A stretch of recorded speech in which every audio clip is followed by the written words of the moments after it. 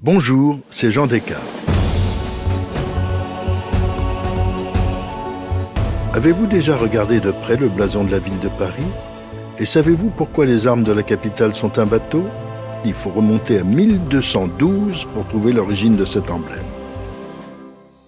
Ce sceau n'est pas encore celui de Paris, car il s'agit de ne pas donner trop d'importance à la cité face à un pouvoir royal qui veut s'affirmer. Ce bateau est alors simplement le symbole des marchands de l'eau à Paris, nuance. Avec le temps, l'embarcation représentée se modifie graphiquement. En 1472, il s'agit du sceau de la prévôté des marchands à Paris. En 1577, il devient le sceau de la prévôté des marchands de la ville de Paris. Encore une nuance. Et la locution latine est « fluctuat nec mergitur ».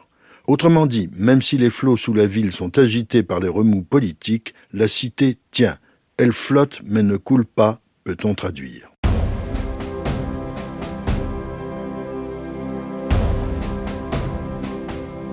Enfin, en 1734, sous le règne de Louis XV, la marchandise qui était amarrée sur le bateau disparaît.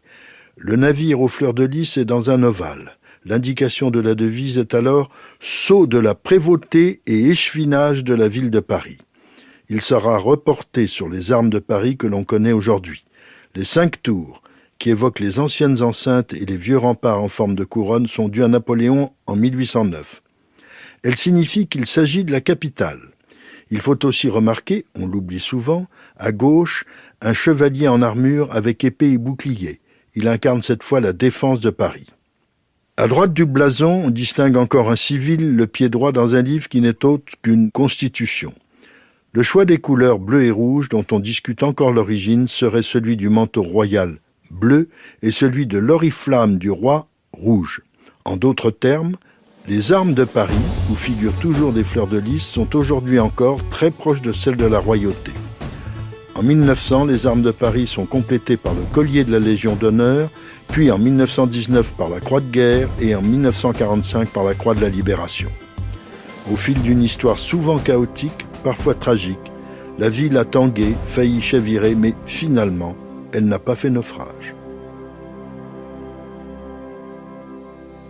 Si cet épisode vous a plu, allez écouter le récit de Au cœur de l'histoire qui revient sur l'étonnante histoire des maires de Paris. Il vous plaira, j'en suis certain.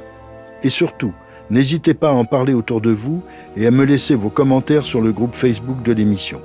Je vous dis à bientôt pour un nouvel épisode de Au cœur de l'histoire. Au cœur de l'histoire est une production Europe 1 Studio. Ce podcast est écrit et présenté par Jean Descartes. Il a été réalisé par Guillaume Vassaux. Pour ne rater aucun épisode, abonnez-vous sur Apple Podcasts ou vos plateformes habituelles d'écoute.